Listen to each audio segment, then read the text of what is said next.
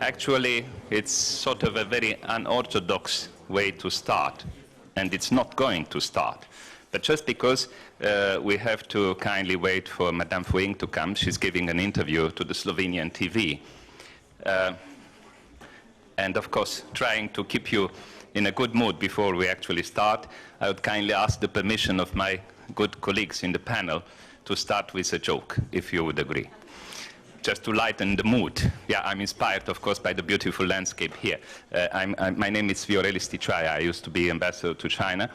And I recall one day meeting the American ambassador, at that time, Mr. Winston Lord, a wonderful gentleman, an old seasoned diplomat. And he was married with a Chinese lady, actually a writer, a novelist, well trained in classical Chinese literature.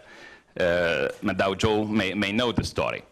And we've met in a Canadian embassy to discuss about China. And all the other ambassadors, we asked the American ambassador, given the complexity of US-China relations, if he could share with us something out of his experience. He was a Chinese speaker too.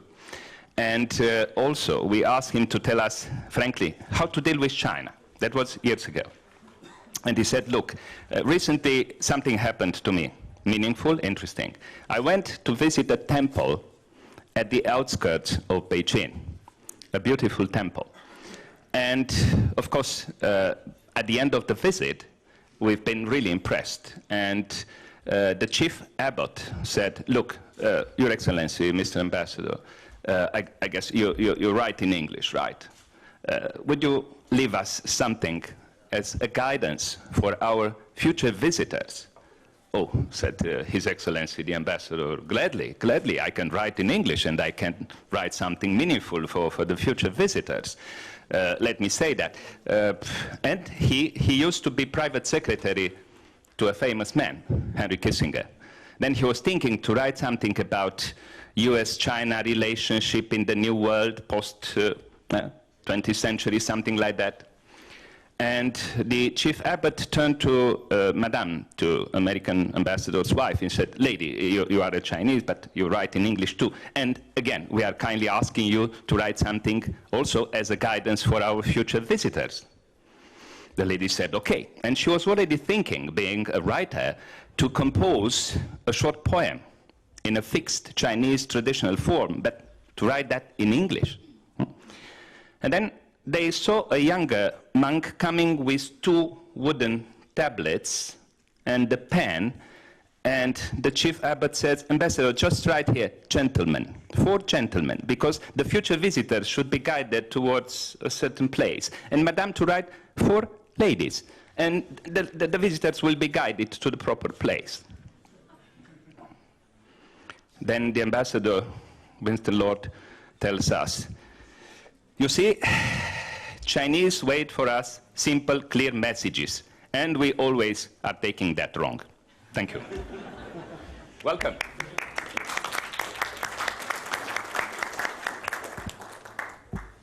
Sorry, it wasn't the start. It was the warming up. Okay, ladies and gentlemen, it's my pleasure to welcome you to this panel, the EU and China, strategic partners and competitors.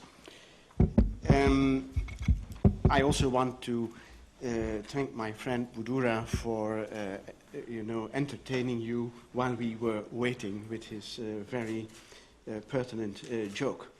Now, when we talk about the EU-China relationship, it's certainly a strategic relationship in the sense that what China decides and does affects the EU and vice versa. In other words, China and the EU are interdependent. The EU is China's major export market, and China is the EU's second trading partner. Also, what China and the EU decide and what they do and how they relate to each other also matters to the rest of the world. In a turbulent and globalized world, the EU and China are central to global governance. they both play a key role in providing effective international responses to issues as the ongoing financial crisis and its economic repercussions, climate change, energy and food security, nuclear proliferation, human rights, and so on. But are they strategic partners? They certainly have developed cooperation in a large number of fields. Last year, for example, they have established a strategic dialogue as a new tool to manage their relationship and develop it into a strategic partnership. But again, does this amount to a strategic partnership if we define, and I inspire myself on the famous definition of Wen Jiabao, if we define the latter as cooperation based on mutual respect and responsibility towards specific common goals and interests, which is long-term, multidimensional, realistic, operational, pragmatic, and global in dimension. One thing is for sure, as China grows stronger and moves higher on the value-added chain, the Sino-EU relations become more competitive. The more China and the EU must cooperate in an international environment that is fundamentally changing. Not only are we seeing a major shift in the distribution of capabilities, but we also witness a major shift in the distribution of identities. I'm referring here to the emerging countries and economies. And so we have a system which is much more complex than we have had ever before. I call it a complex, multi-layered world. All this adds up to new uncertainties and challenges to the EU-China relationship. But there I have been inspired by my Chinese friends. Every change, every crisis also brings along new opportunities. And in fact, in that way, I have presented, in fact, the themes I want the panel to discuss today. What are the major challenges for the EU-China relationship? And what are the main opportunities? And how these will affect the development of the EU-China partnership. So, that is the general introduction.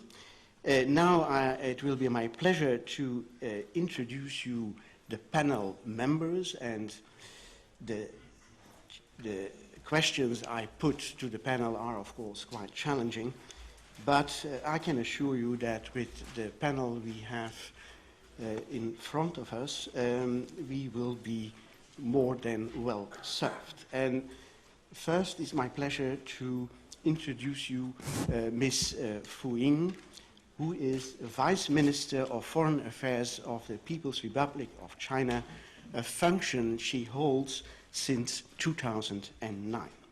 And her areas of responsibility are Europe, Hong Kong, Macau, and Taiwan-related foreign affairs, translation and interpretation. Also worth to mention is that from 2006 to 2009, she was the ambassador of China to the United Kingdom.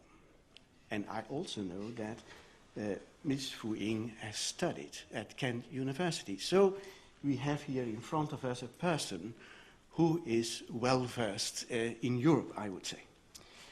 Then, at the extreme side of the panel, we have Ms. Zhao Hong, who is Deputy Director of the Academy Division of International Studies at the Chinese Academy of Social Sciences, and she is also acting as a Director General of the Institute of European Studies at CAS.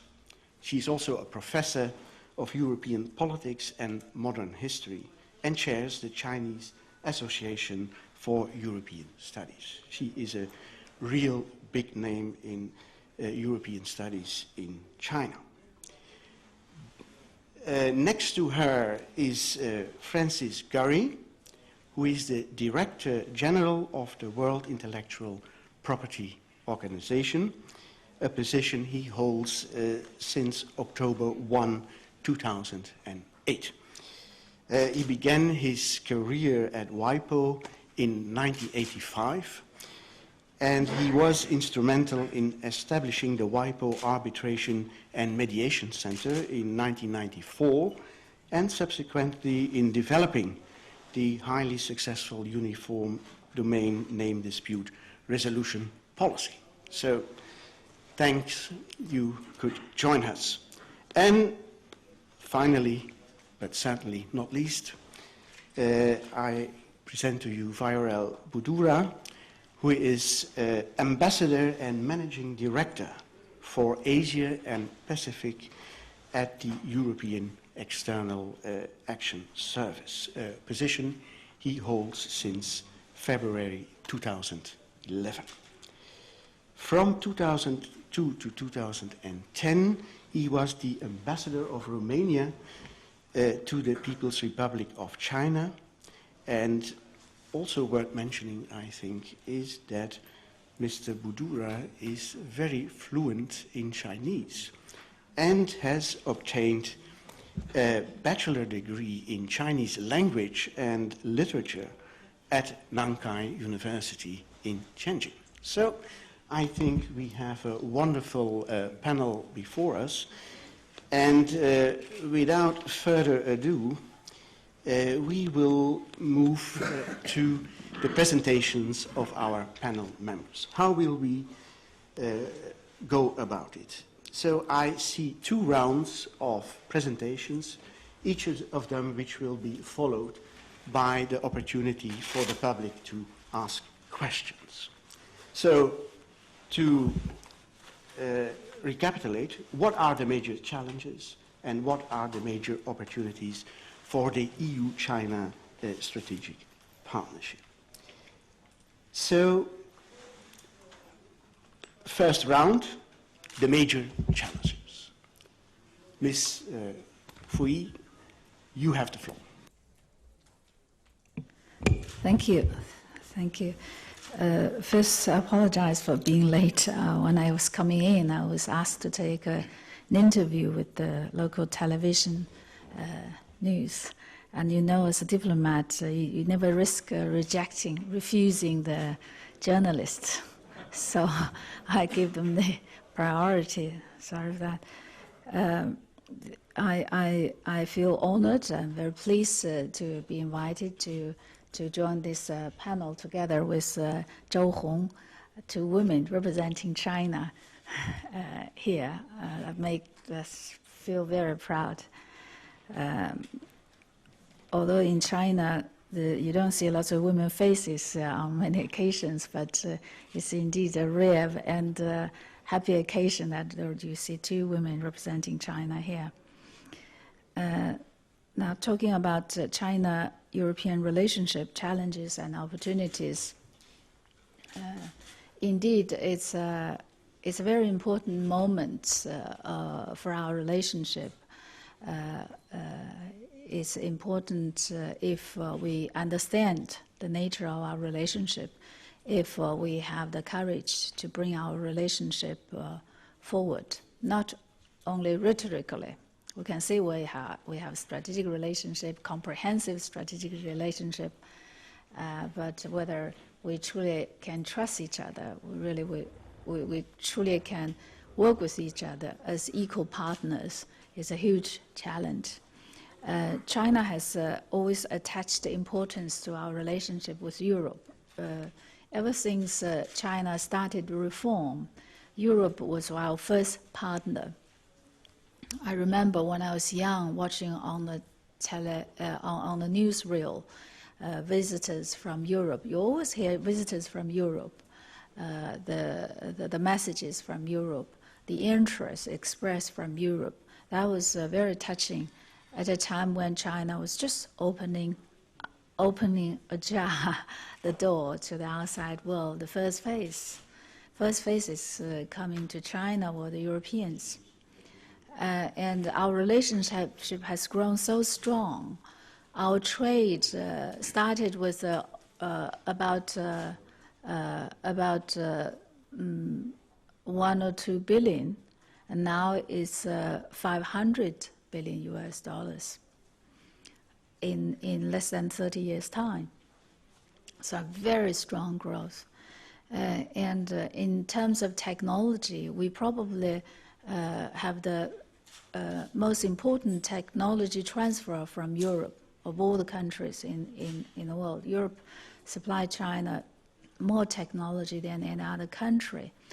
And Europe has also greatly benefited from the reform in China. If you go to the Chinese provinces, most of the heavy, expensive equipment China has bought, mostly from Europe.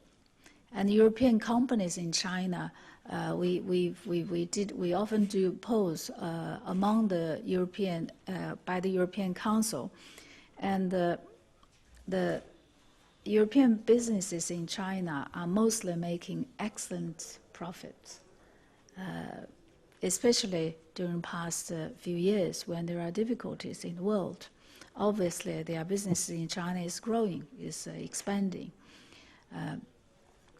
Maybe you don't want to hear that some of the European businesses are cutting employment at their headquarters, at the same time expanding employment in China. So there is no doubt that we have a strong relationship, growing relationship. We are interdependent. And China politically see Europe as an important partner. That's also based on the way China is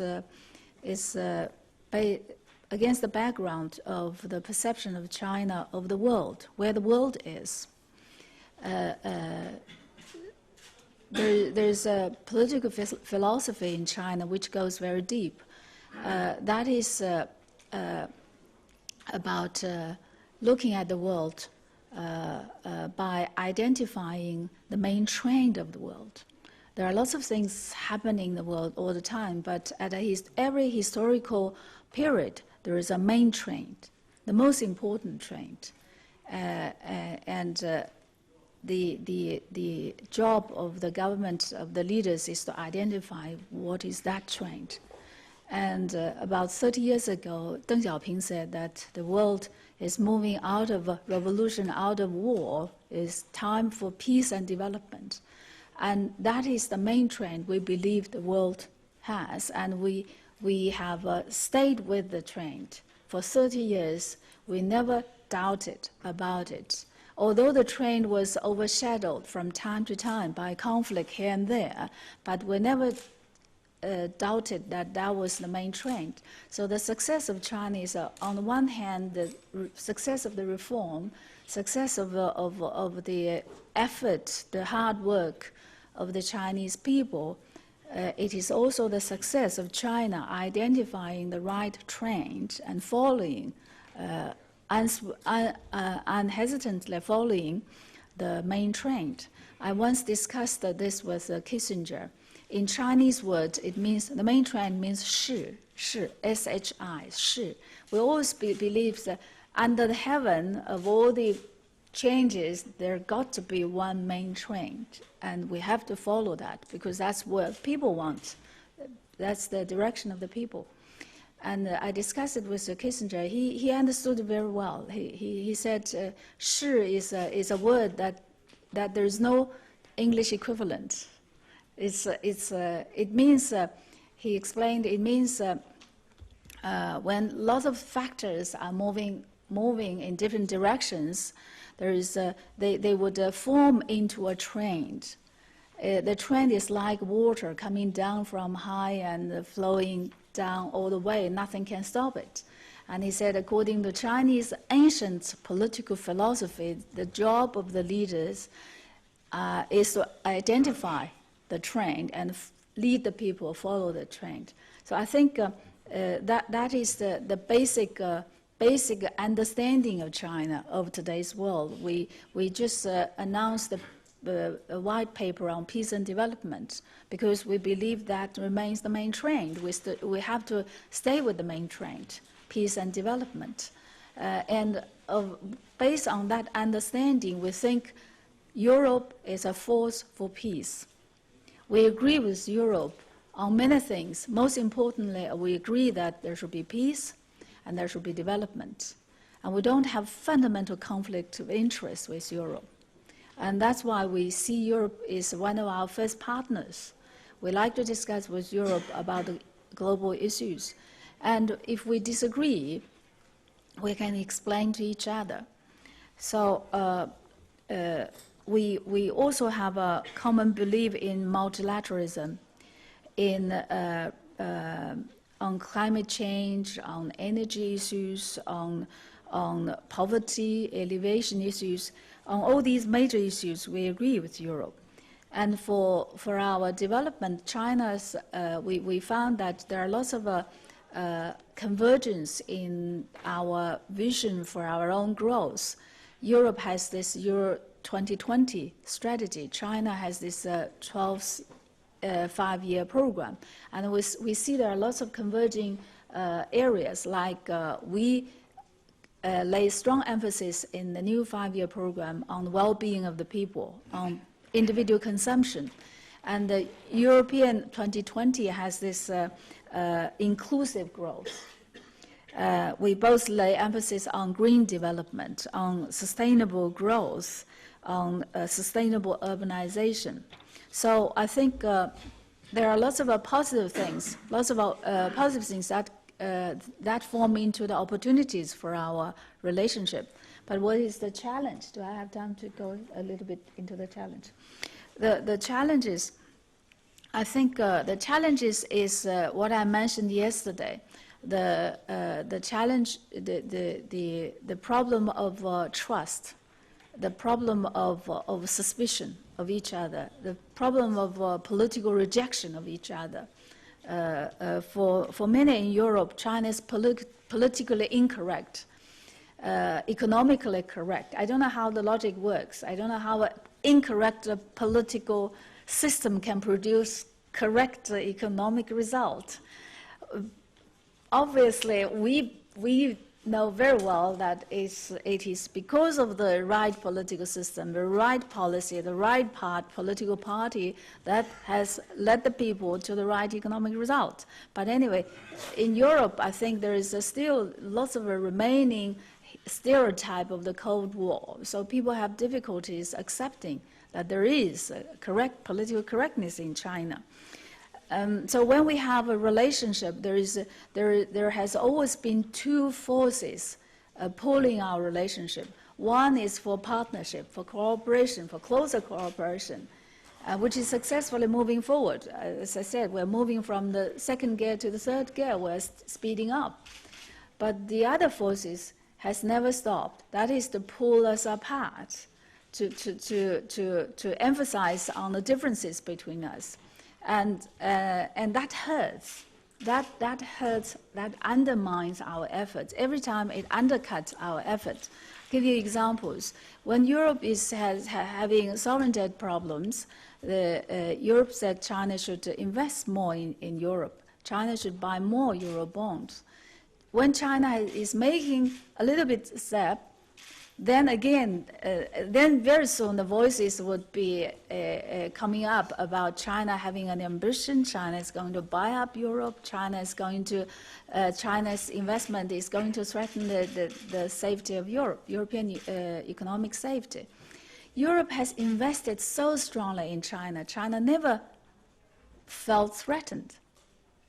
And as a matter of fact, there is a lot more European presence, economic presence in China now than Chinese presence in Europe. China is just trying to dip into the water, that's all. Look, you can talk with the business people here around from China. they all find it a lot more difficult working with the Europeans here than working with the Europeans in China. There are many such problems. Europe does not recognize China as a market economy, but Europe is our largest trading partner. How can you have the largest trade with a non-market economy if you yourself is a market economy? And Europe has, Ambassador knows, Europe has a 5 technical standards for China to be a market economy. But Europe cannot expect all the EU members to meet all the five standards. Many of the EU members do not meet that 5 standard at all. And China is not applying for EU membership. We're just your trading partner. And EU, when EU is feeling strong about having sanctions on Iran, on North Korea, EU wants China to join in. It's important to make the sanction work. But at the same time, EU is having a sanction on China. The market economy state, the arms embargo. So we have you have our hands bound, and you want us to run as fast as you do together with you. It doesn't work. It doesn't work. Maybe you can pretend not to see those things, but the Chinese think. The Chinese don't like to talk.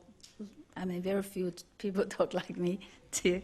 I want to be candid with you, but normally it's in China. I think that's weakness in China. In China, we believe in Confucius' saying, who said, "Man should move swiftly, act swiftly, but should be very slow in words. Should not talk too much." But in today's world, we need to explain. We need to let you know that we are thinking, we are feeling too. So I think it's a time for Europe to think. Is China your equal partner? We don't want more than that. Are we your equal partners? Can we work with each other without this hat of the Cold War, without the worryings of the Cold War? Can we have the same standard of each other, not the double standard?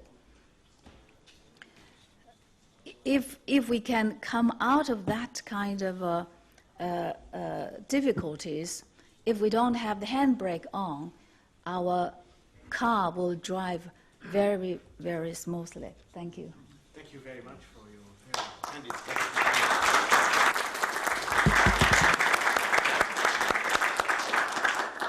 And that's maybe a point we can keep for the next session, but indeed, I think Ms. Fu Ying has pointed out very well the nice sides of the relationship, but also the difficulties. And maybe she can, in the second round, give some indication of how she thinks the relationship and especially the European perceptions of China can be changed. Now, I will give the floor to Francis Gurry. Yeah, now we are alternating. So please, you have the floor.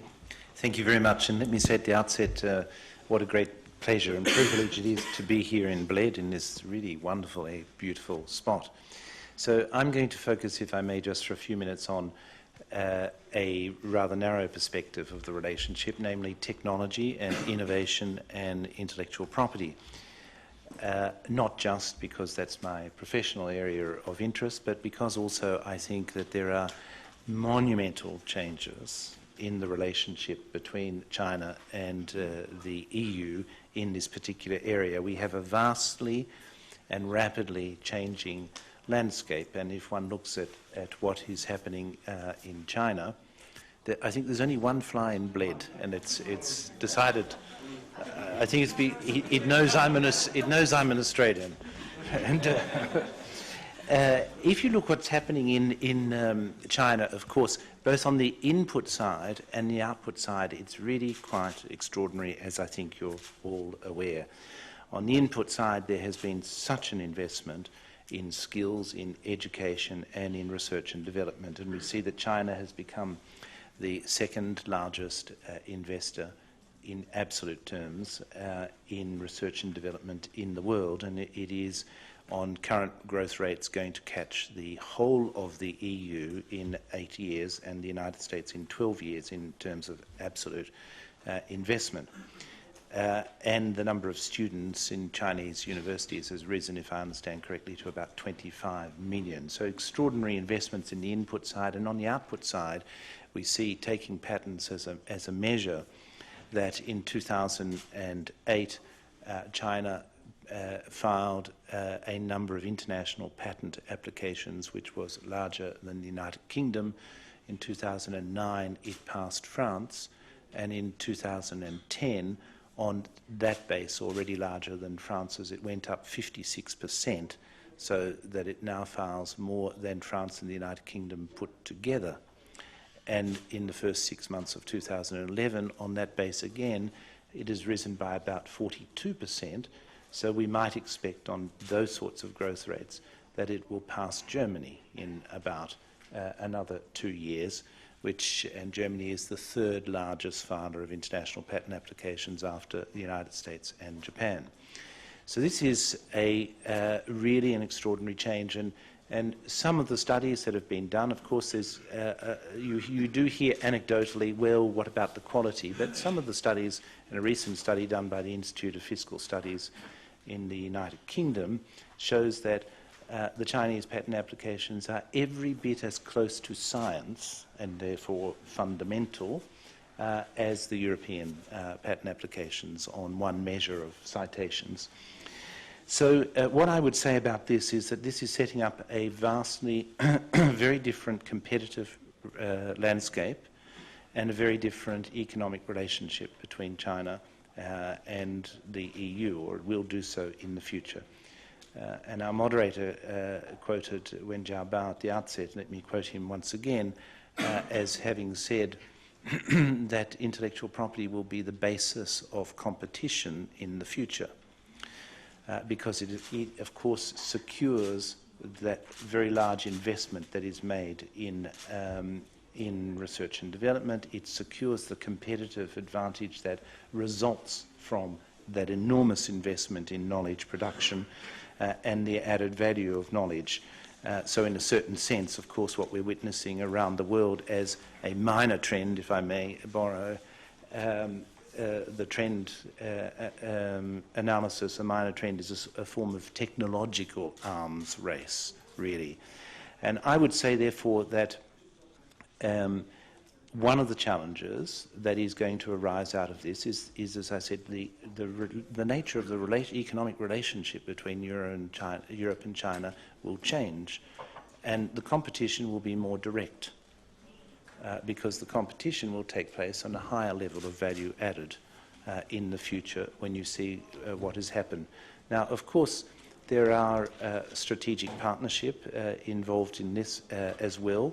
You see that there is a massive delocalization of research and development that is occurring.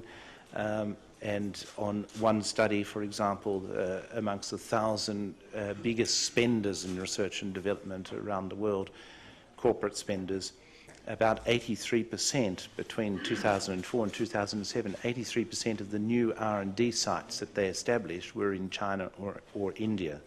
And about 91% of their increases in R&D staff were in China or in India. So this is setting up, of course, a strategic partnership and a collaboration. It's also setting up competition, because there is competition for research and development between the two. So it's a complex, very much a complex relationship. And I would say, as my last remark then, to cite the challenge that you asked for and the question, I would say the challenge is, of course, managing this more directly competitive relationship on higher value.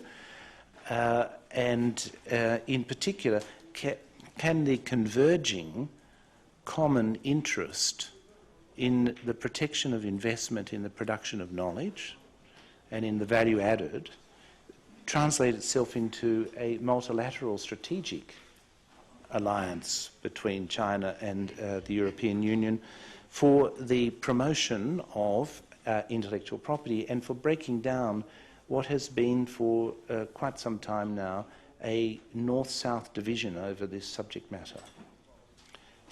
Can the common interest really work together, China and EU, to break down this north-south division, which I personally think reflects an economic reality of the 1970s rather than the economic reality of 2011. And that would, I would suggest, be one of the challenges to come out of this evolving economic landscape. Thank you very much for this very pertinent intervention. Now it's my pleasure to give the floor to Chao Hong. Please. Thank you, moderator. And I have to take this opportunity to thank the organizers of this forum. And I'm also glad to be on the same panel with the distinguished partners on this panel. And after the comprehensive and awfully candid talk by Madame Fu Ying, I think I just add one observation from the academician's point of view on this EU-China relations. First of all, I think that we have traveled distance, long distance to this place. This is a very attractive place, but not for the beautiful scenery only, but to try to fill the gap of understanding between the EU and China. If the moderators ask for the challenge, I personally think that is one of the major challenges, because for those of us who have been following EU-China relations, we have clearly identified a problem that the material relations between the EU and China are getting ever closer. As Madame Fu Ying has already pointed out, our trade relations, the volume, it's 400 billion euro or 500 billion US. Student exchanges. Here in Europe, you are accommodating most Chinese students abroad. Madame Fu Ying has been trained in Great Britain. We have many students there. My son studied in Edinburgh. But in Germany only, there are more than 30,000 students learning to speak German and the German way of thinking and all subjects. And cooperation, there are so many cooperation projects. Every day you add more. And this dialogue channels, every time I have to check with the relevant office on the numbers, it's growing. It's also very deep in the content. We've been talking about scientific cooperation. This year, we have launched this Dragon project.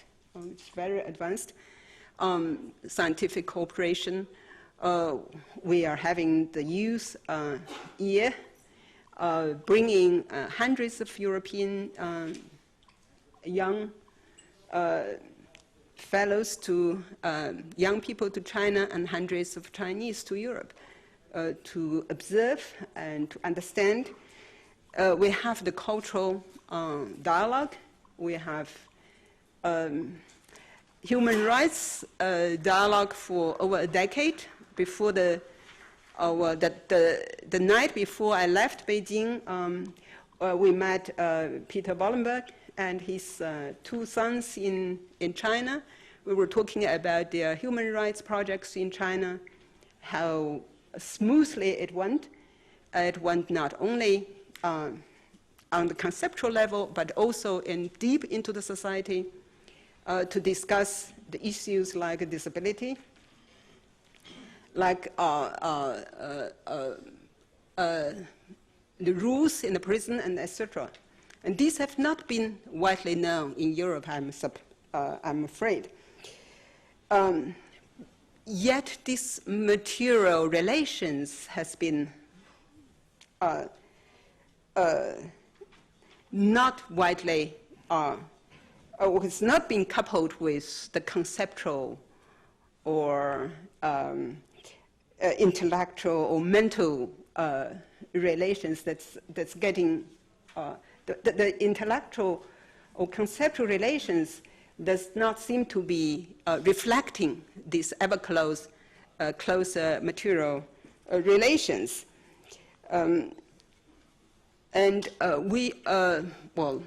We have been following the China image here in Europe. It's on the decline. I don't need to mention those statistics that if you read European newspapers, you clearly feel that there is all kinds of China threat here in Europe. So what we are afraid of? We're afraid that this is going to adversely affect our otherwise sound relations. And it can have a spillover effect on political and business decisions. And so I think this is one of the challenges. But people argue that we have so many dialogues. There are so many. I don't know the number of meetings, but I know there are many meetings, many dialogues here in Europe. There are many in China. And we feel that we don't have enough manpower. If we go to each of those, then we don't have time to do other things. But what I'm afraid is that we need dialogue with communication and not dialogue without communication. And one of the phenomena is that with dialogue, we each tell our own stories, and there is no intercross, there is no communications. Just one example. We were talking about Chinese investment here in Europe. We know it's really a small figure. It's less than 3% of the total investment Europe takes from abroad. And China ranks the lowest, next to Brazil, Russia, India. And China is the last. Of course, the Chinese side has a Chinese kind of story, the complications, the difficulties. And the European side has European side of story, all kinds of features of China's threat, the threat of China's sovereign funds, and et cetera, et cetera. The two stories don't meet. And there doesn't seem to be a communication or common strategy dealing with the same problem. So if we really want to tackle the problem, I think we need to be thinking and planning together instead of only talking together. We know that all the successful stories of EU-China collaboration has one story. That one story includes European side and Chinese side. And all the unsuccessful cooperation has two stories. One is European story, the other one is Chinese story. And that shows the two sides was not successfully work together, and then resulted in two. And we know that it's very, very difficult to work together because we are different. We have different history, we all know that. We have different collective memories. One example, when you talk about tradition, and the tradition and the history of Europe has a somewhat negative connotation. And you were criticizing, especially during the Renaissance period, you were criticizing the traditions and you favor progress. In China, because our tradition was abruptly interrupted by invasions.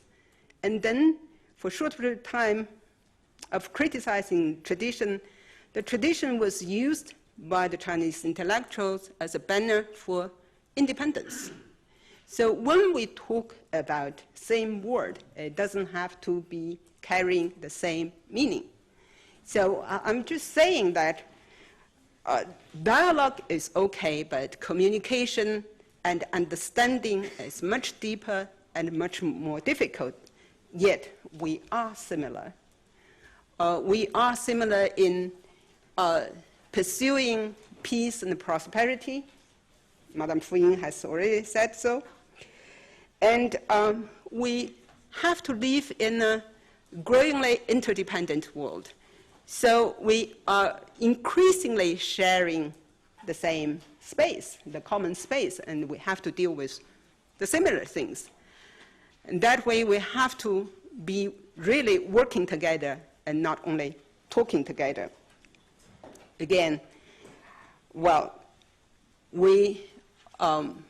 one part of the story is not the whole story. And one logical thinking based on the past dependence is not going to bring the solutions. And if you want to have a rule for the future common space, the future common cooperation, you need to have the inputs of all the partners on the equal terms. Without the inputs of your partner, the rules you make will not be binding. Just like one side of a coin doesn't make the money, you need the other side. And that is the challenge we are facing. Thank you. Thank you very much.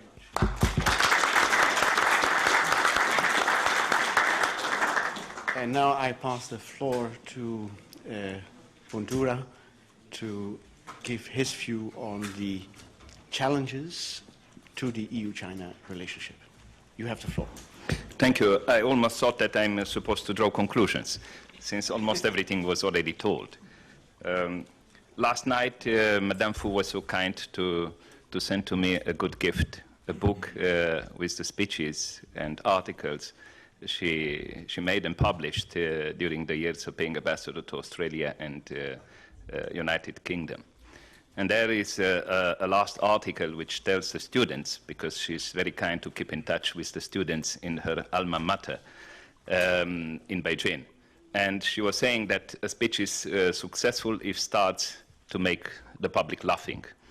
I'm sure you started by doing that while I was trying to warm up with you. And we became increasingly serious and inclined to talk serious business just because of the wonderful interventions. I really feel that everything was said. And my feeling is that, I don't know, maybe because of the beautiful landscape here in Bled, because of the milder climate, because of the impeccable hospitality of the hosts here in the Strategic Forum, I'm very much inclined to see the bright spots, the full half of the glass. Really, there is interdependence. There is something which gives justice to what in 2003 was declared as strategic partnership between the EU and China. But we have to recall, first of all, how much we both changed. The EU, since EU and China established diplomatic relations and signed the first agreements, the membership here tripled. And because of that, many things have to be tackled in a different light. Rightfully, Madame Fu was thinking about how we can overcome certain things inherited from the past and mentioned the sanctions still existing and paradoxically applied to a strategic partner. Mentioned the MES recognizing the market economy status of China. But then I would beg to differ in thinking that there is something still prevailing in our approach, sort of a Cold War mentality or a double standard. Why is that? Because among the 27 member countries, there are many who, before entering the EU, were traditional close partners and friends to China, including my country, Romania, which was among the third actually to establish diplomatic relations with China, 3 years after the establishment of the People's Republic. And then in the EU we brought in a fresher look, new substance, new spirit, a new mood to tackle difficult issues and to look forward to explore the way in which we really can make our relationship strategic. Then from this point of view, there is a challenge and an opportunity inside. And there is because, once again, the tripled membership, it's enriching the complexity of the interest we have to accommodate. And let me say that I'm very proud since February to be a member of the European External Action Service, a new, meaningful, international executive operation, a new institutional vehicle aiming at having a real role in coordinating, unifying the foreign action, the external dimension of the EU's policies, including towards China. And you may well know that last year, in December, before the end of the year, one meaningful discussion at the European Council was dedicated to the concept of strategic partners. And I'm happy to see that at that time it was discussed the relationship with China, US, and Russia. I'm sure the colleagues from the Chinese Ministry of Foreign Affairs, including Madame Fu Ying, Madame Zhou doing the research studies, they were following very close. And they fully understood how much we feel the heat, the need to clearly define what this strategic relationship should mean. Well, I don't have a definition at hand. I would say that the answer is in the making. The history is in the making in shaping this relationship. But certainly will mean realistically, pragmatically, inheriting the past with the goods and less good things, looking forward, because a strategic meaning would be to go beyond bilateral at the regional and global level. It means going in the long term, as very much was recalled, being an element mentioned in the definition given by the distinguished Prime Minister Wen Jiabao. From this point of view, I would say that the EU is better equipped now, and I'm happy to see that in the dealings with the Ministry of Foreign Affairs of China, in the preparations for the summit, the 14th summit coming in October. From this point of view, let me say, we feel that we are blessed with new skills and more institutional competencies to try to find answers for these challenges. I would say I've mentioned the increased membership in the EU, and from this point of view, I beg to differ from those opinions who feel that sometimes China is trying to exploit the differences, working on individual bilateral bases to try to score to achieve certain victories, and not at the collective multilateral setting of the EU. I would say there is a sort of a normal, natural unity between the collective setting, the multilateral one, the effective multilateral setting which the EU is trying to represent, and the individual bilateral relationships between China and the member states. We are trying to make good use of that, especially in the way in which we are trying to see these bilateral policies in a complementary way, and trying through our institution, to the competencies of the European External Action Service, to coordinate. And in many ways, I believe, the future will prove that that's the right way. Again, I believe the challenges are in the way in which we both, and it was substantially mentioned, we are challenged with domestic developments. But once again, the openings, which recently have been acknowledged. In March, the National Assembly of China adopted the 12th five-year plan, which proves to be a wonderful platform on which we can explore and select new areas for cooperation. And rightfully, was mentioned not only the economic dimension, because we totally welcome the change, the transformation of the default growth pattern, model of China from export-driven to one which would be focused very much in increasing consumption, domestic consumption. And that will offer a good number of opportunities for trade, economic cooperation, technologies transfer, and so on for the European companies. But again, I would say, inspired by the content of the EU 2020 strategies, when we can find many synergies, similarities with the Chinese 5-year program, the ones which would show how much we both as societies paid attention to the challenges coming now under limited resources, under financial constraints, to cooperate in those issues related to the development of societies, to the support and development of the public governance, rule of law, human rights. From this point of view, once again, I'm praising what some individual member states are doing in relationship with China, showing how the challenges can be turned into opportunities.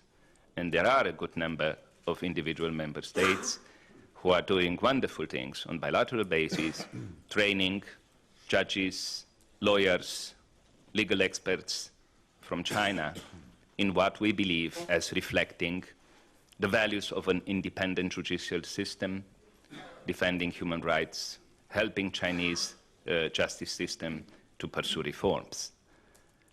Madame Fu was very right, like Madame Zhou too, to mention how much the last 30 years represented huge transformations in China. Because of that, I believe one important task for us now in the EU is to learn more about China. I was jokingly saying before we started the debate that unfortunately, even after I spent more than 16 years in China, I still feel like a learner. A lot of things to learn about China. It's so complex. And I'm happy that the Chinese people now look like they learned more about us. I lived in China in the years in which it was difficult to see a Chinese lady wearing a skirt and a Chinese gentleman wearing a tie. Now they look like us.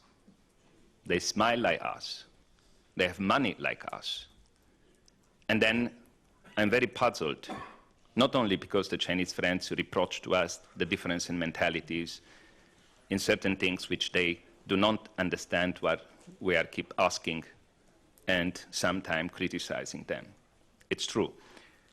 We have to see how much the degree of westernization, quote unquote, of the Chinese society was done in a wonderful manner with the full cooperation of the Chinese people, given the wise decisions made by the previous generations of Chinese leaders, and with the support of the European leaders and scores, thousands, tens of thousands of European companies who courageously stepped in, welcomed by the Chinese people for modernization, for development of the country.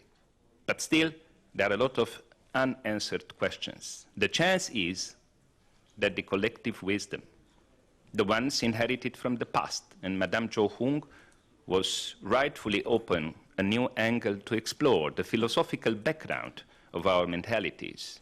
It's not only because of the Cold War, because once again, we are friends from different generations. We are not former foes. We are new now in facing the same challenges with a fresher look.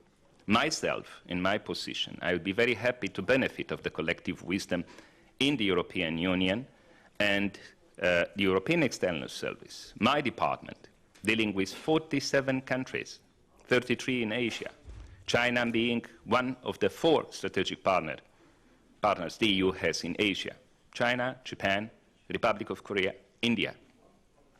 All of them, let me tell you frankly, are challenging us and asking for a fresher look on the relationship to be enriched with many new dimensions, not only trade and economics, which are the basis of this, but new cultural interchanges, security cooperation, global issues to be tackled together.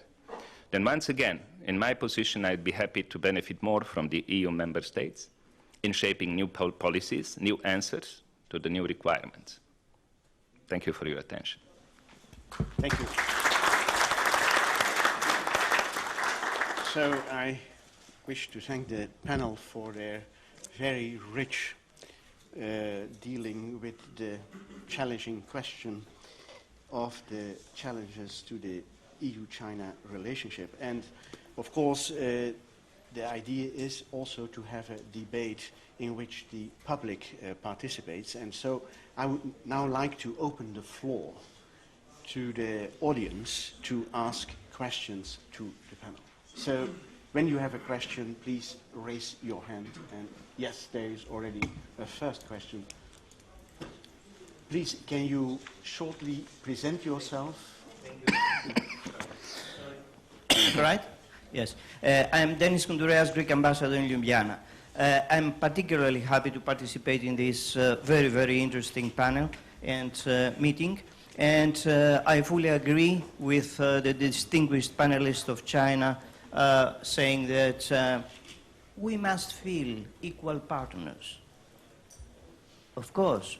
And I will add that China is the major partner, maybe, in the near future. But there is a lot of misunderstanding rather, on key issues. Allow me to touch upon on two delicate issues related to competitiveness of the European economies. Not only necessarily vis-à-vis China, but also to other countries under development, industrialization, etc. The first issue of respect of international trade norms. There are legally binding instruments and bad practices, unfortunately, in that area. Do you believe that we can continue, let us say, to work together, not only with China, with everybody, let us say, without respecting the most basic, let us say, rules? And I'm particularly happy to hear from the distinguished representative of the International Intellectual Organization, which is one of the richest and flourishing organization based in Geneva, that regarding intellectual property, the rules will be in the future the basis of trade, etc., etc. But why in the future? When I was in Geneva some 15 years ago, there was a tough debate, not only in all, let us say, relevant international agencies and organizations such as World Trade Organization, ILO, and so on. About what? About respect of international legally binding instruments. And the response of countries like India, for instance, was, okay, we're ready to open a dialogue on this particular issue. But please, in exchange of this, we want know-how, transfer of know-how on this particular issue. And I would like to congratulate China because they succeeded. They handled this issue of transfer of know-how very cleverly. They are very wise people. How? By signing, my question is, it's all right, by signing agreements with big companies, car industry, and so on. Second question, what do you think about the huge gap between salaries, social rights, etc., between Europe and China, India, and so on? Do you believe that through flexible labor market in Europe, we can cover this gap? Thank you very much.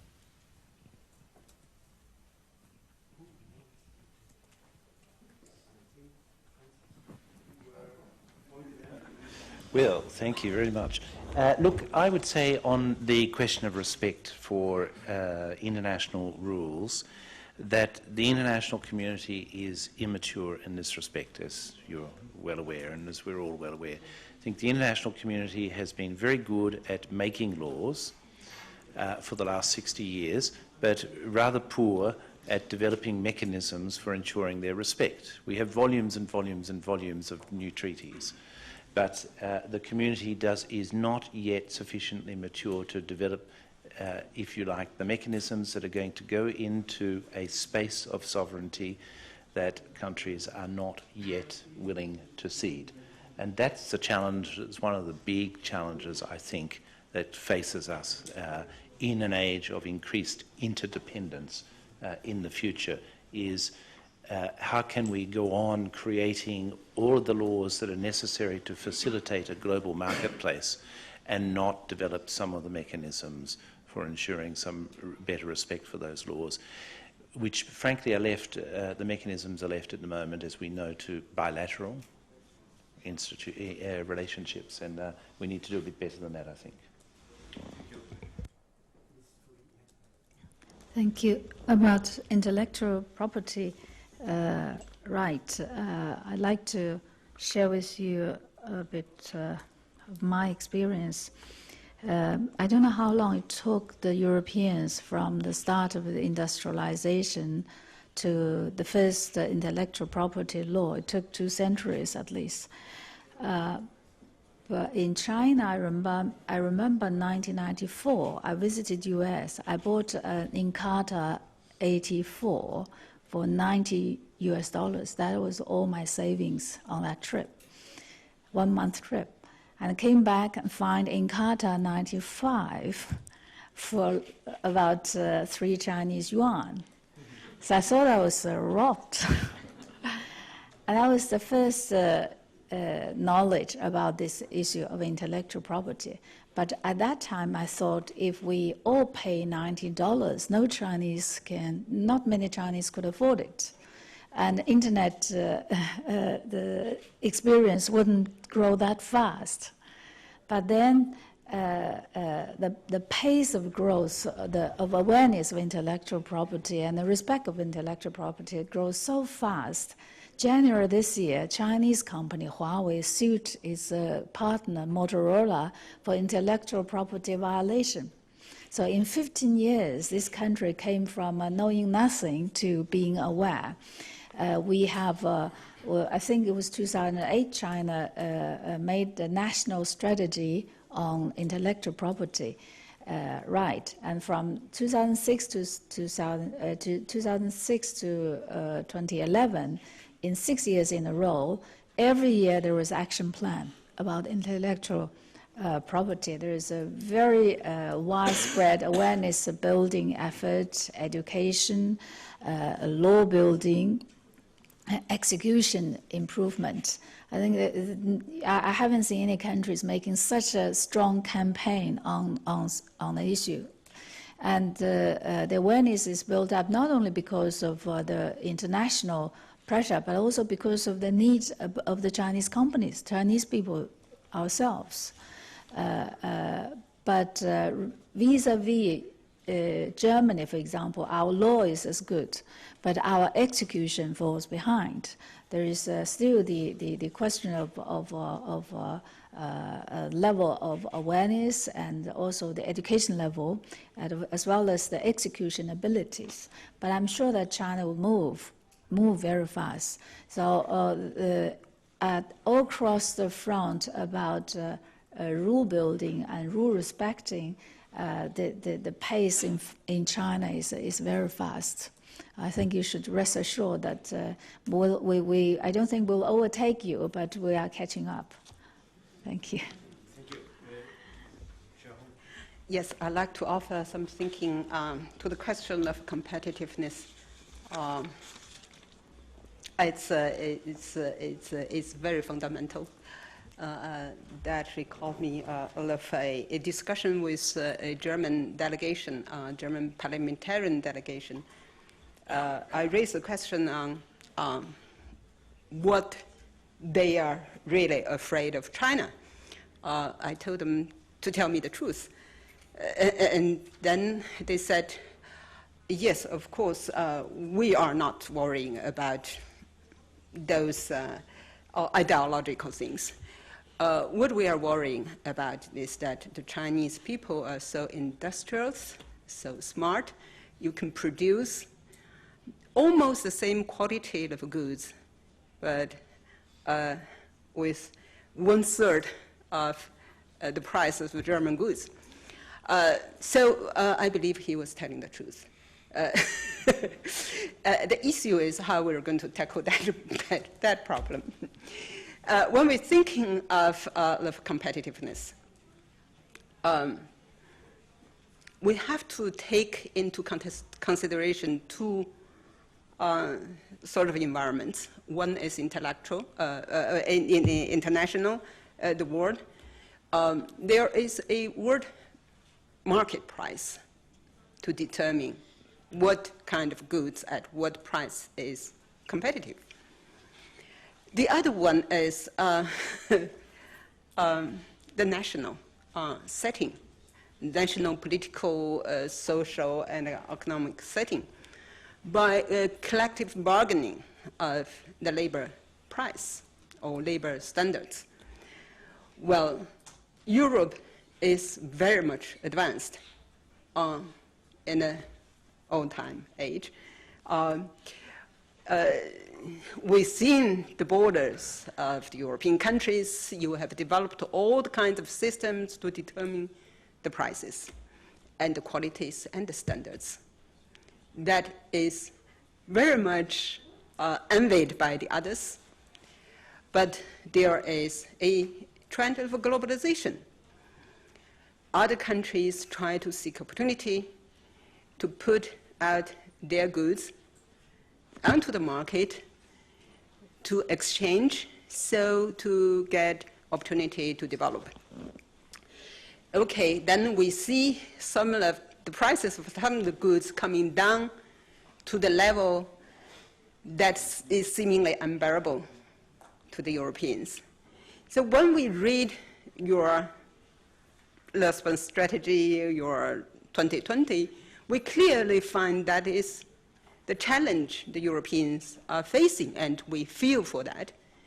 And we also agree with the strategy that you have made up for yourselves, the better, more jobs, but better jobs, because we know that you have much higher quality manpower, and you will be able to produce the goods that's of much higher quality that is still competitive on the world market. Well, in China nowadays, we are following the same kind of development logic. We find that the old way of development is not sustainable. We have to keep the balance between the production and the environment. We need to have social cohesion. Our labor standards is getting higher. Our social security system it's developing really fast. So the labors in China is not as cheap as you might imagine nowadays. The Chinese are climbing the value chain. At the same time, those low-paid jobs have been moving out of China to the places like Vietnam, Cambodia. That is the way of life. And we have to face that. We have to face that all together. At the same time, we have to be self-confident, to know what we are good at, what is our advantages, and we develop our advantages and stay competitive. I think there we are not competitors, we are partners. We are together making this world more prosperous, at the same time a better place for people to live. Thank you. Next question. Yes? It's Isel, I'm a Slovenian, and I'm involved with the Knowledge Economy Network. I think organizers of the forum should be congratulated to put this topic of Chinese-European partnership on the agenda. I think it's a critically important topic. And I'm very glad that both distinguished members in the panel, the two Chinese ladies, have both referred to real equality and mutual respect. I've been 7, 8 times in China, and I have some first-hand experience. I think we still have a problem in Europe. We are still burdened with Eurocentrism. We are judging and looking at and estimating China in our own terms and standards, which is intellectually, of course, wrong. Certainly, we are partners and we are competitors, but we have to accept that Zhongguo, the Central Kingdom, has a very different history than European colonialism. China never came to colonialize us. Europe did. And now when we look at Chinese economic presence in Africa, people are saying, well, that's the same thing. Of course, it is not the same thing. The Chinese are behaving very differently. They are helping these countries quite effectively.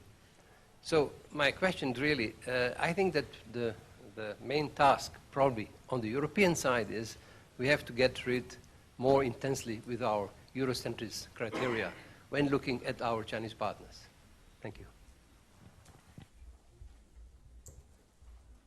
Well, thank you for the question, which reminds me something which recently was published in the International Herald Tribune, recalling that while he declared that he's going to run for presidency, JFK, John Fitzgerald Kennedy, was asked, what for?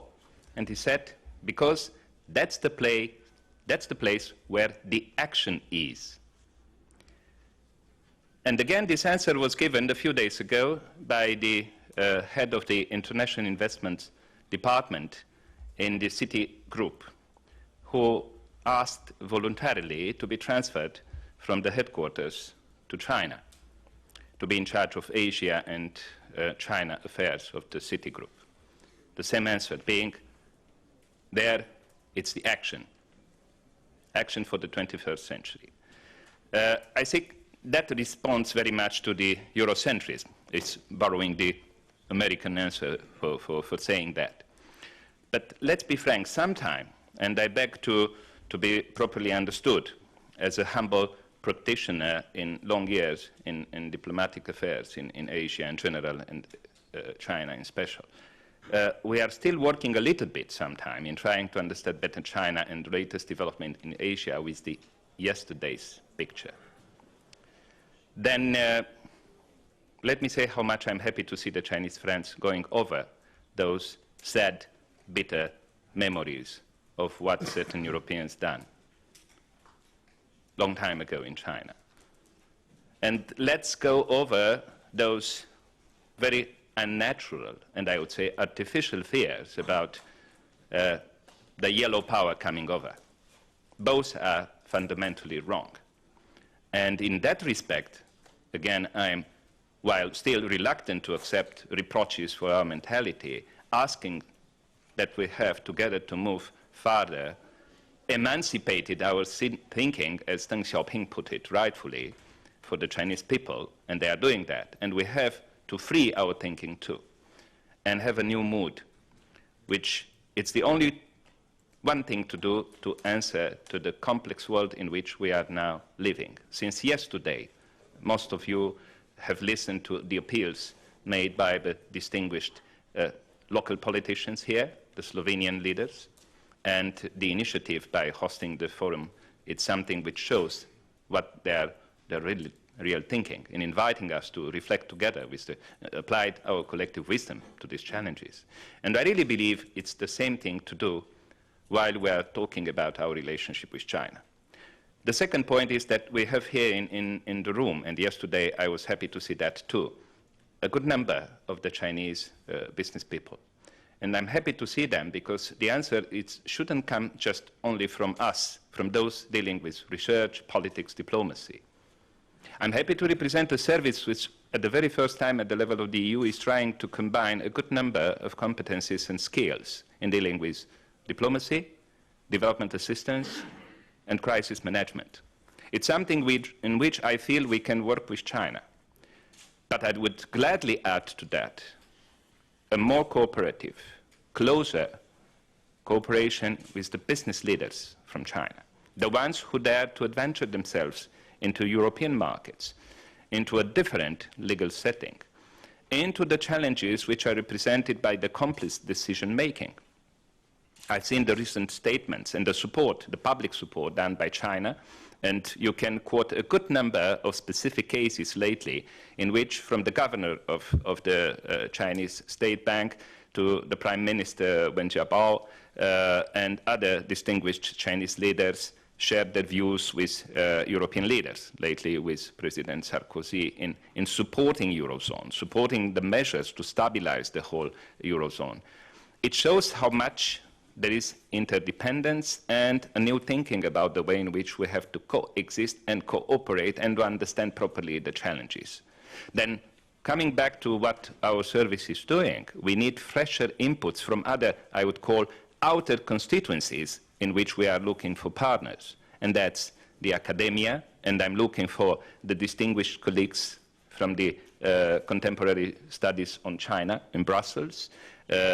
I'm looking to Madame Zhou Hong and its team in the Chinese Social Sciences Academy to join us in seeking answers to what that strategic partnership should that be, what would be the answer when it comes to the competition and to the gap existing in certain legal setups. We have to give proper answers to that, because otherwise we'll keep facing criticism from the European companies which feel that there is no level playing field in China, that they meet a lot of obstacles, tariff barriers and so on, that the market access still being limited. It is so, and not at the same time. We have to have a deeper look into that, because Chinese markets are evolving, as rightfully Madame Zhou said, about new targets, new rules, new regulations. Then from this point of view, once again, we have to push together for a deeper look into the real world. Thank you.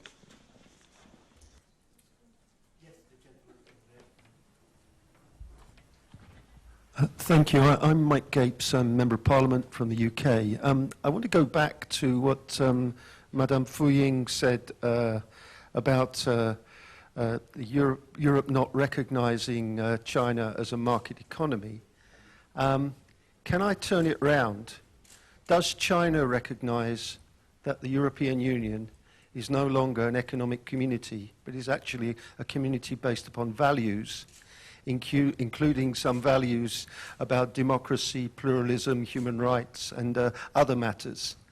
And isn't the fundamental of this problem that there is a Chinese perception of what the European community should be, but the European community has become the European Union, as well as a European perception of what China should be?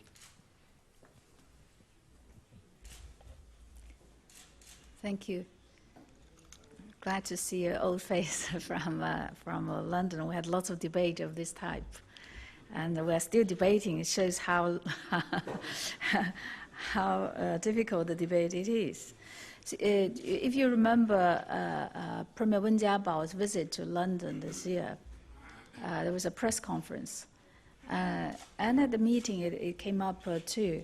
The Prime Minister, Mr. Cameron, said only with improved human rights the economy can be more stable. It sounds okay for the British, but the Chinese are all puzzled. Obviously, the British economy is not stable. So, yeah, so, well, do you think you can improve your human rights in order to better stabilize your economy? That's why I mentioned double standard. You stop thinking, you switch off when you talk about China. You use one standard, and then when you face yourself, you talk about other things. So the unemployed youth, when they looted shops, is the fault of the mothers. The mothers didn't educate the children well. You have your own logic for yourselves. I think it was Vice President Biden who said, who told China at China-U.S. strategic dialogue. He said, only with improved human rights, a country can be more prosperous, stable, and successful. Great statement. But look around the world, which country can use the three adjectives at the same time? US? UK? I don't know. But I'm quite confident that China can. So it's such a misunderstanding that China has a terrible human rights record and China is economically successful. What is the purpose of economy? Why do we develop economy? If we don't improve the life of the people, what is human rights? Let's look back to the origin of the concept of human rights. UN Charter, the Human Rights Declaration. It includes political right, right to survival, right to development.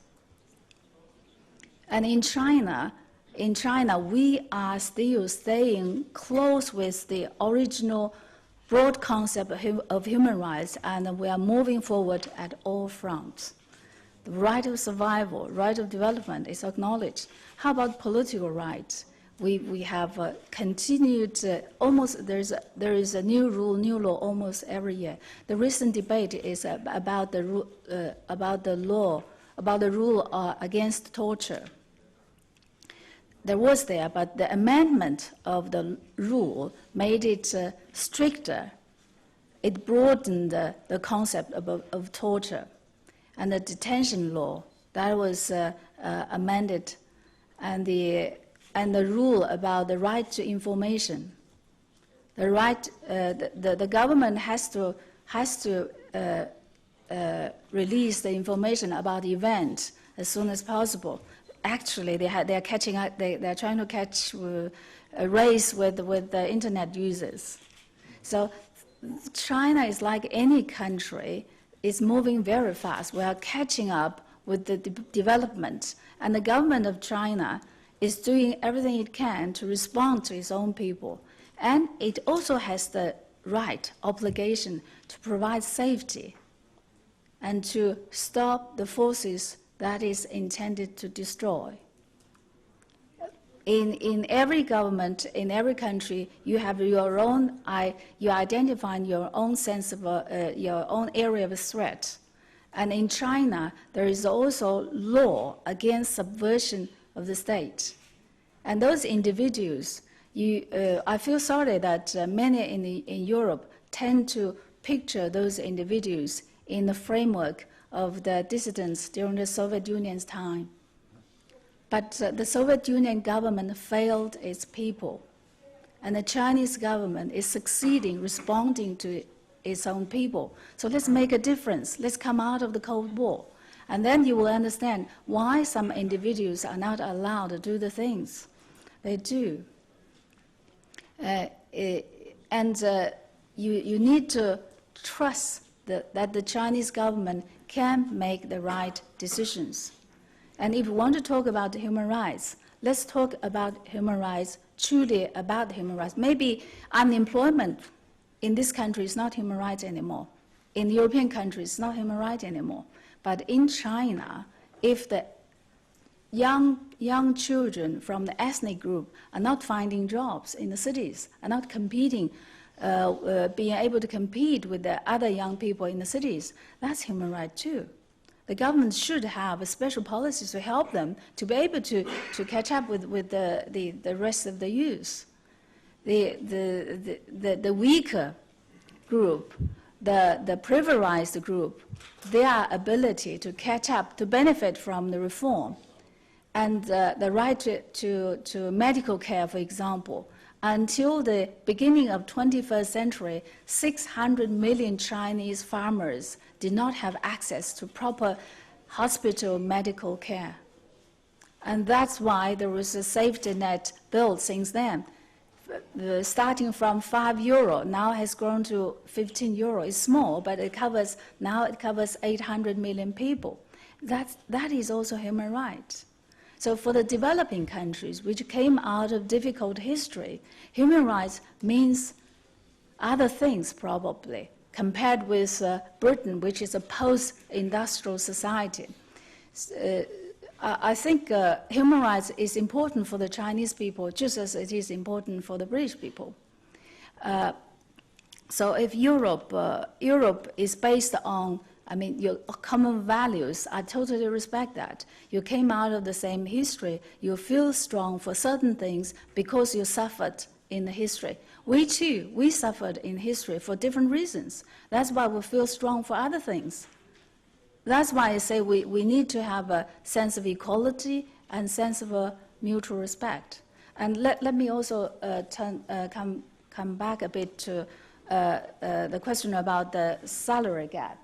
The Europeans earn very high salary, but you make Airbus, and to buy one Airbus, we're buying over 100 a year. To buy one Airbus, we need to make 800 million shirts. Well, that's the gap. That's the gap.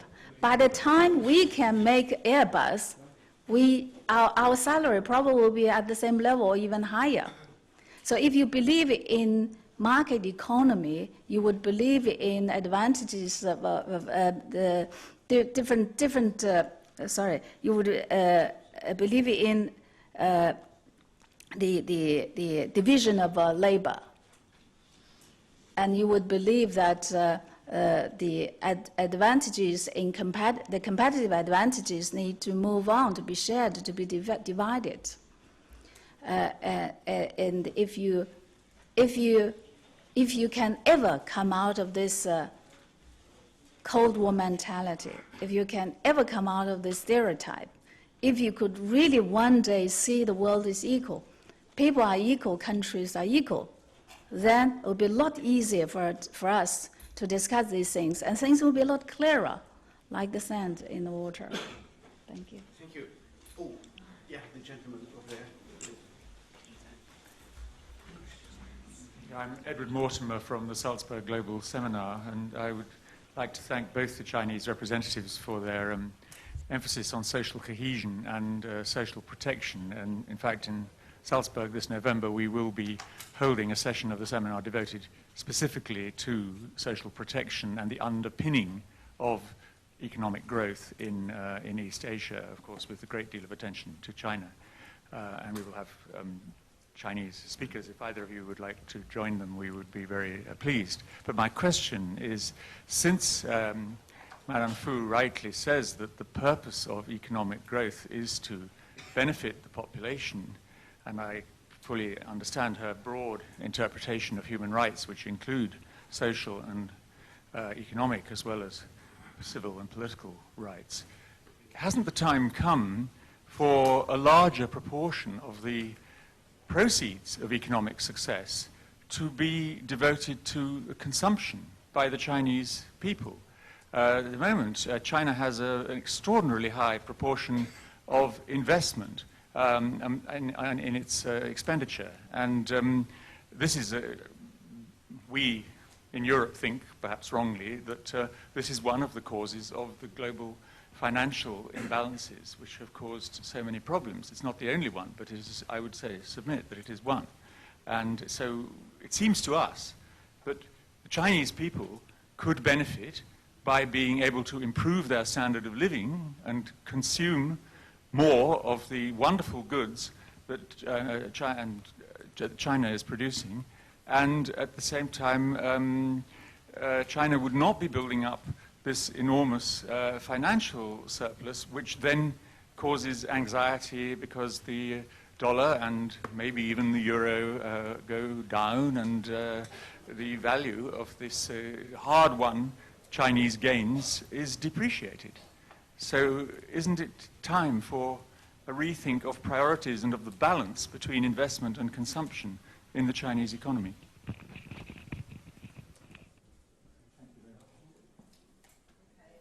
I can try first. Increase in consumption at home. Very good question. It is exactly one of the issues that China is tackling with lots of researchers and economists. As you all know, that at the beginning of the reform, China has tried to grasp the opportunity, the windows of opportunity of globalization, and have developed a coastal area and to have absorbed foreign capitals, and usually those foreign capitals, including that from Europe, brings not only capital but also technology, and China produces for the world market. That was the first round of development.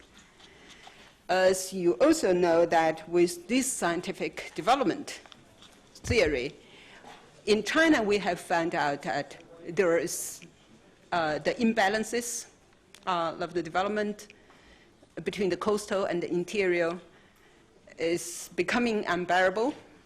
It's not sustainable. We have a couple of other issues, but this is one of the issues. We remember that this trend of going to the west, China's west is the interior, the backward provinces, did not start from the 1978. It started early 1950s. By that time, we used planned economy. The state assigned people graduated from Shanghai, the schools, to work in the interior provinces, and they had to ship all the goods there, and it's not sustainable. So the new way is to introduce the market economy, to push the resources, to push the businesses into developing the West. But that is also not enough, because the environment, the business environment at the coastal area is certainly much more productive, much more convenient. If we read the 12th five-year plan carefully, we find that there is a workable strategy. And that strategy based on an identification of China's challenges ahead. I know that many people here study the Chinese 12th five-year plan as the China Studies 2020, EU 2020. One thing that is comparable is that both Europe and China take the internal challenges as the main challenges. So we are not strategic opponents, but we are strategic partners, because if you want to answer to your internal challenges, you have to pull together all the resources possible. For China, we decided that we have already at a later stage of industrialization, where we will continue industrialization, but the challenge ahead is urbanization. You remember that at the beginning of the reform, China has 58% of people living in the rural areas. What does it mean by rural areas? It's basically agricultural economy. Agricultural economy is self-sufficient. People produce for their own consumption. They produce their vegetables, they build their own little cottages, they even make their own cottons. I had that experience in the countryside, in the mountainous areas. We produce our own clothes. But as the result of industrialization, already there are a great number of people moving to the urban areas. But that is not enough, because many of them don't have the certificates of staying in the cities for a longer period of time. They have the land security. If they get old, they go back to their villages. So they tend to save for their old ages. One strategy is to make them a permanent urban dwellers. If they have become the urban dwellers, then they will consider of purchasing house in the cities. They will be covered by social security systems. They will be more free to consume. And that is not enough. There are said to be 200 million more surplus labors from the countryside waiting to be moved to the urban areas, the peasants moving to the urban areas. So the task or the responsibility of the government is to grasp this opportunity and to lead this trend of urbanization, to make jobs for these 200 million people. And then there will be challenges of infrastructure, challenges of building houses, of public services, of all kinds of supplies. So we'll look forward in the next 5 years' time. If this trend of urbanization as a strategy of China's development is going to proceed smoothly, there will be a much larger internal market in China. The Chinese economy will be more balanced. They will also be creating more opportunities for Europe. Okay. Mr. Chao-Hung, may I ask you a question?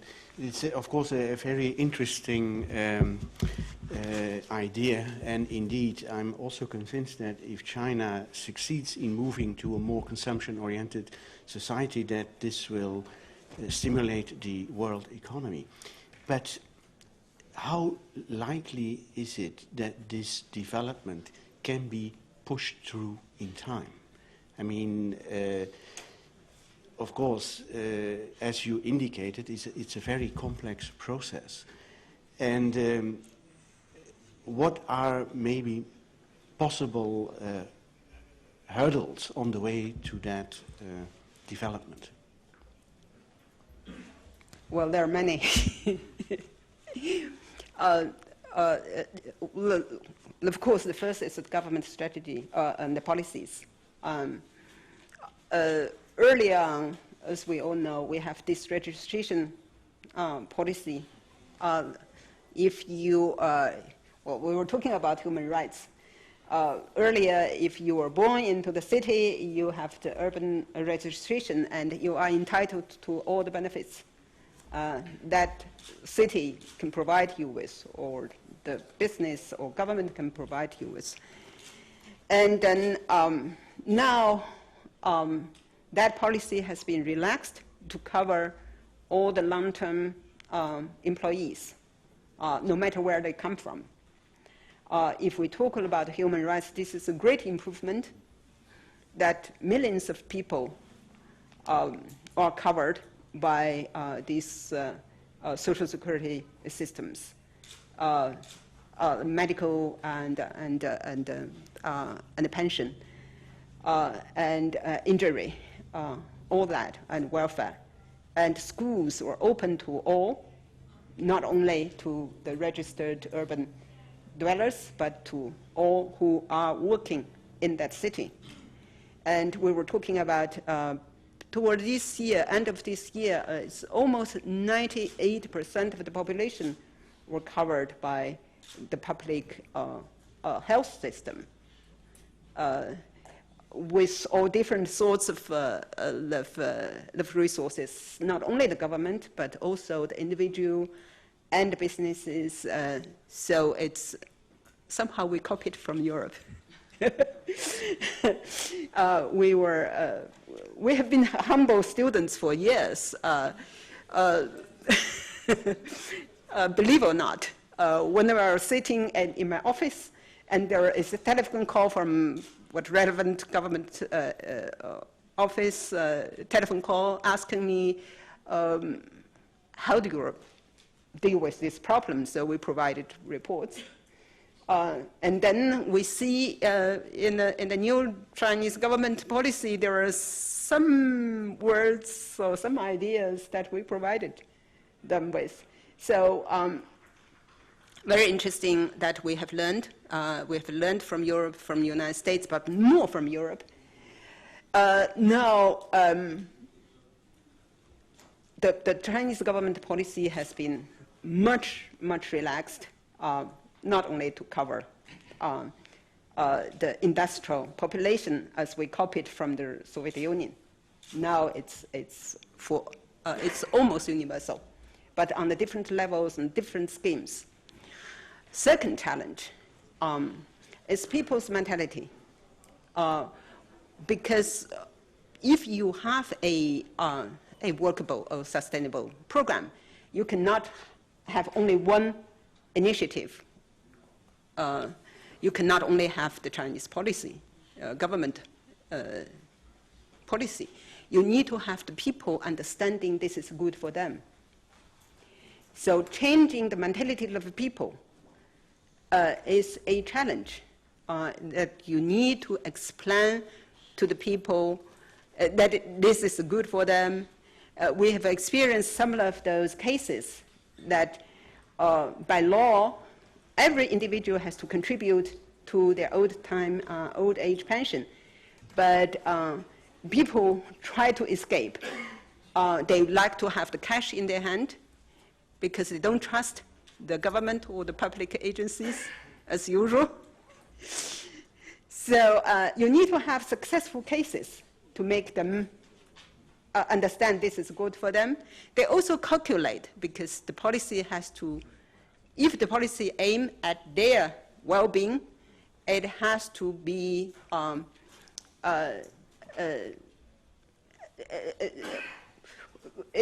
the government has to put more in, and according to the individual's calculation, they win. They gain more than they put in, and this costs time. If you think the size of the country, the size of the population, and the differences of the people in the different provinces, then you know that it is a challenge.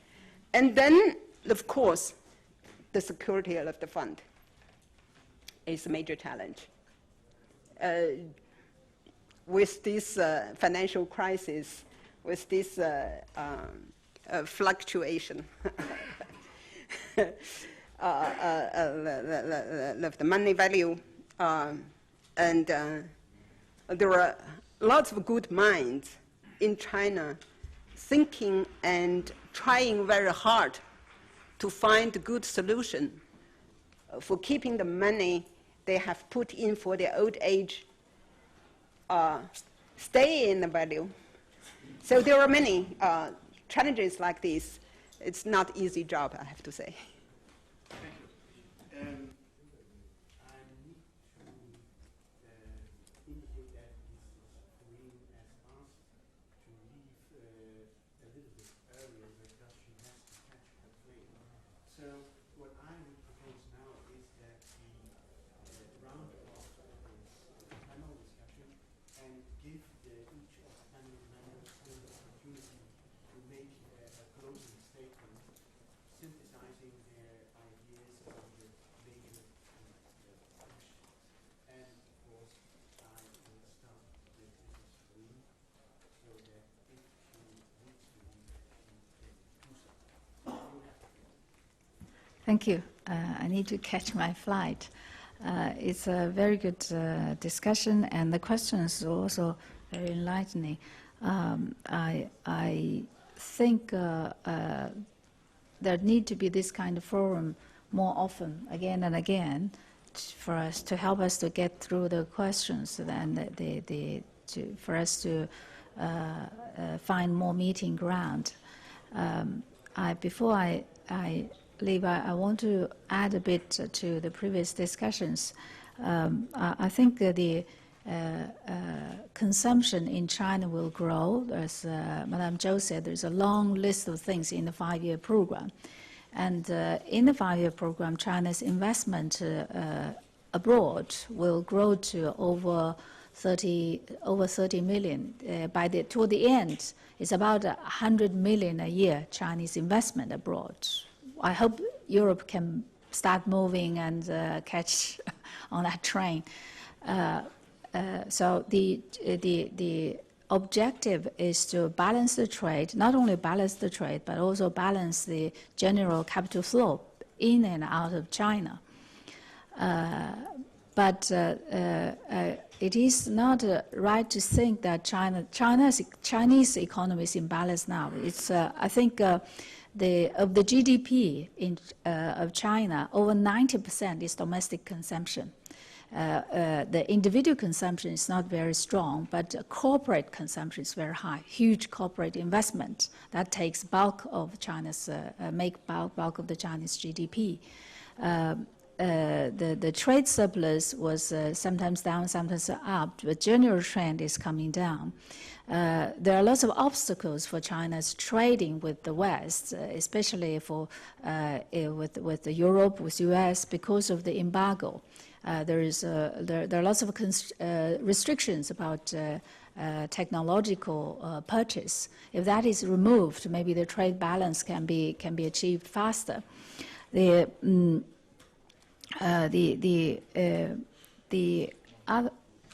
other thing is that even if China can achieve its target for 5-year program, I don't know how much China can help the US or Europe. I think no country should look for solutions in other countries. The problem was not made by other countries, but not, Chinese farmers cannot help the US debtors. They have to readdress their way of spending. The government of those countries have to come up with a strong solution to address their issues. I think the biggest contribution China is making at the moment is that we are staying healthy, and we try to stay healthy. Maybe it's not the most important news for the sick man in bed, but at least it's good for the whole world. I think we need to try to maintain a good pace of our growth and to continue to contribute to global growth. 2008, I think China contributed to the global growth by 60%, and last year was 20%. If we stay at that pace, that's a good help. At the same time, my main message to Europe, to US, to the West as a whole is that let's remove the unnecessary hurdles. Let's remove the psychological, the stereotypes. You can't imagine how much it's hurting your image in China. It's hurting you yourself in your partnership with China. Because the Chinese people, for China, relationship feeling is very important. When the feeling is there, everything is there. When the feeling is not there, it's very hard to move the stones. So please try to really think hard about whether you really need to keep that shadow with you. And can we truly come out and be equal partners? Be together like a normal relationship? That's my main message. Thank you. Thank you very much.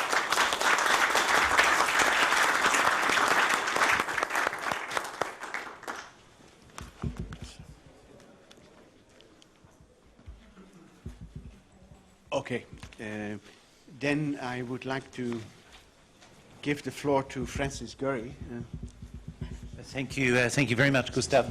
Well, in my first remarks, I focused on really the aspect of competition in innovation and a changing relationship. Looking to the opportunity, what I would say is that if you go back a number of centuries, 3 very important inventions powered European development, and they were the compass, the printing press, or movable type if you like, and gunpowder. And they all came from China.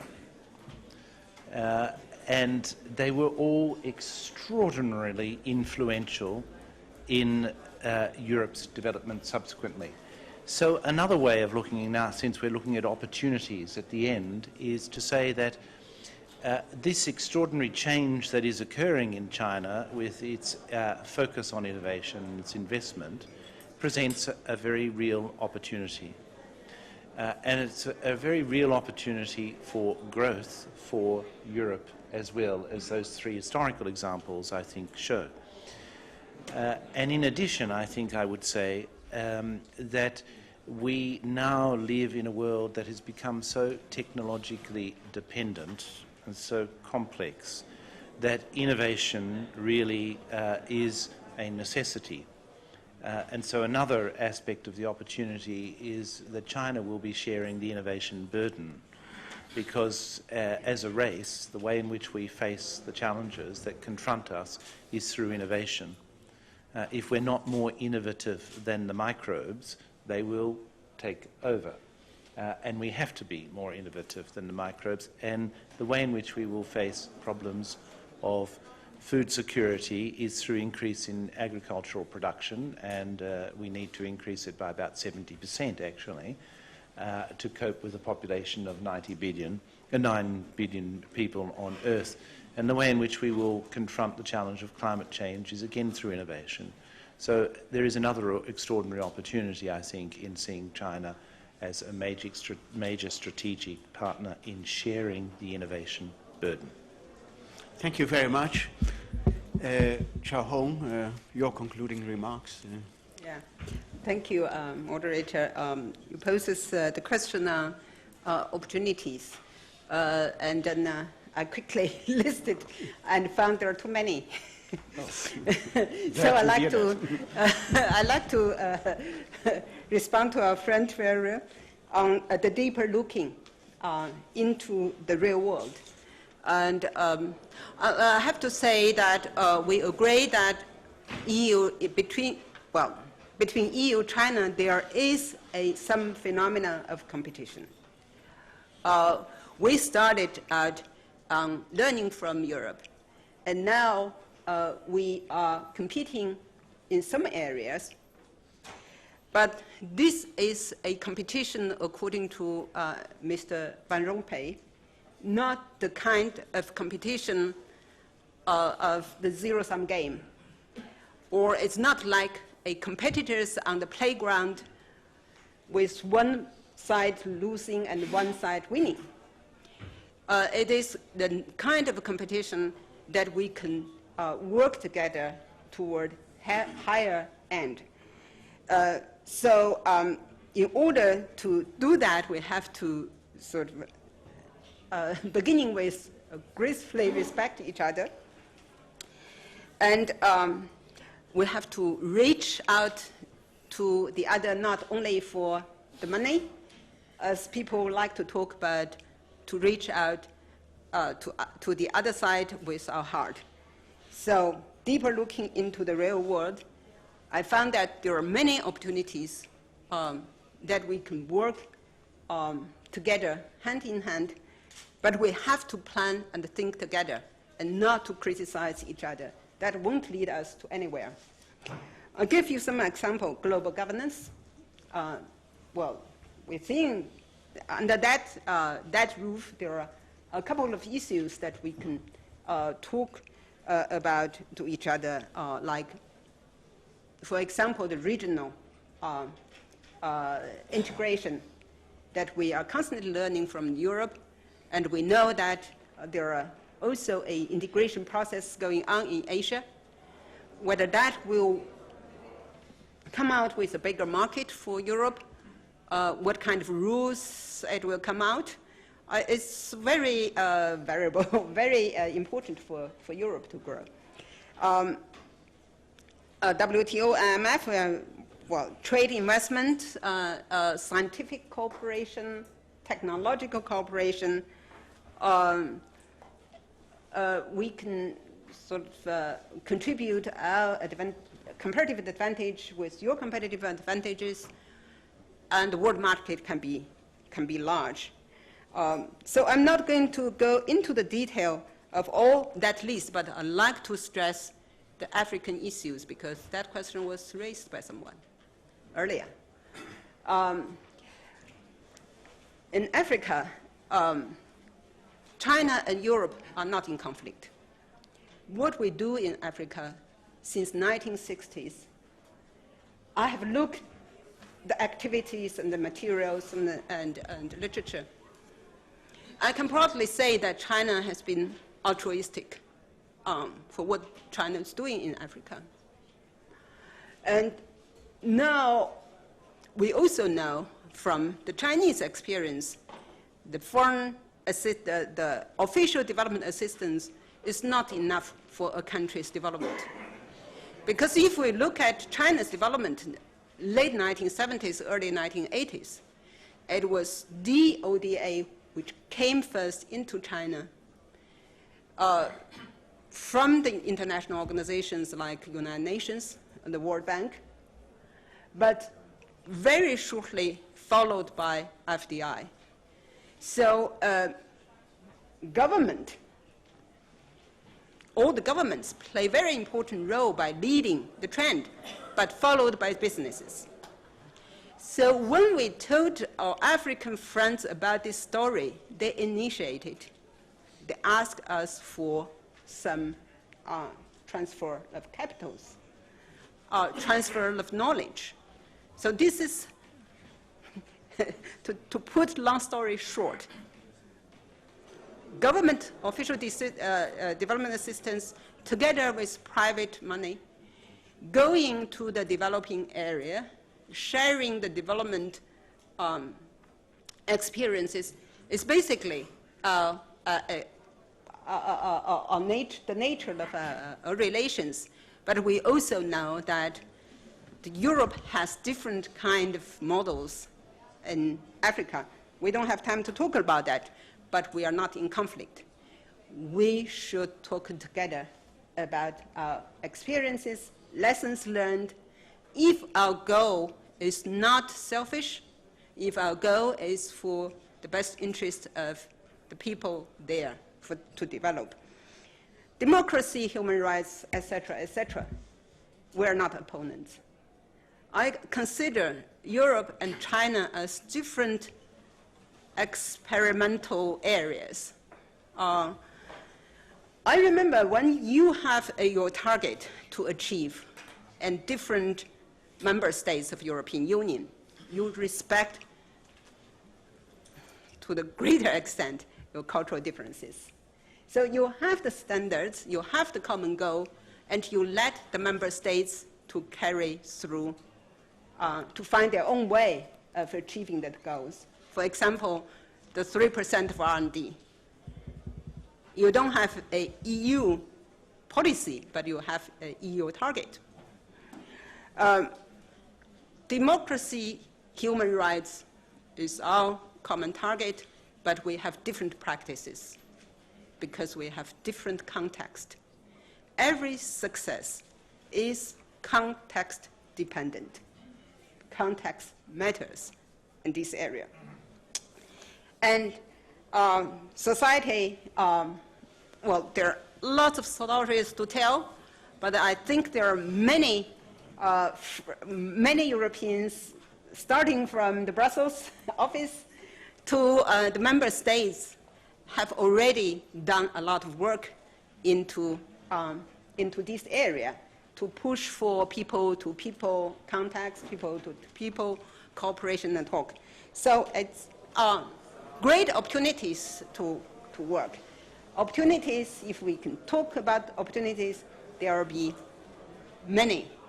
That's my message. Thank you. Thank you.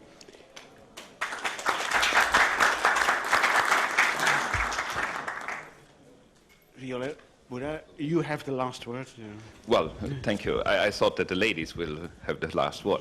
Anyway, frankly, I feel that most of the things to be said at the end of our debate were more or less exhausted.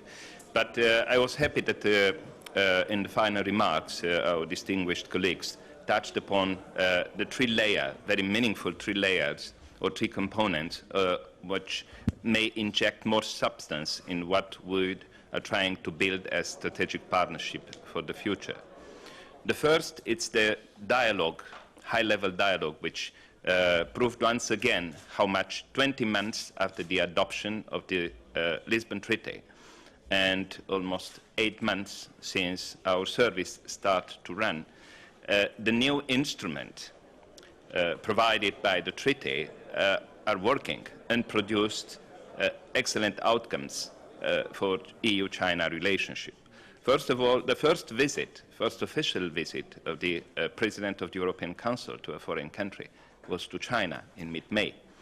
And it helped tremendously to explore the continuation of a meaningful political dialogue and the way in which we can really live up to the expectations of the member states, to the ideas which were discussed at the end of last year during the debates in the European Council about the strategic partners. Secondly, the new position, the function of the High Representative, Vice President of the Commission, Lady Catherine Ashton, as representative for foreign policy, common foreign policy and security policy.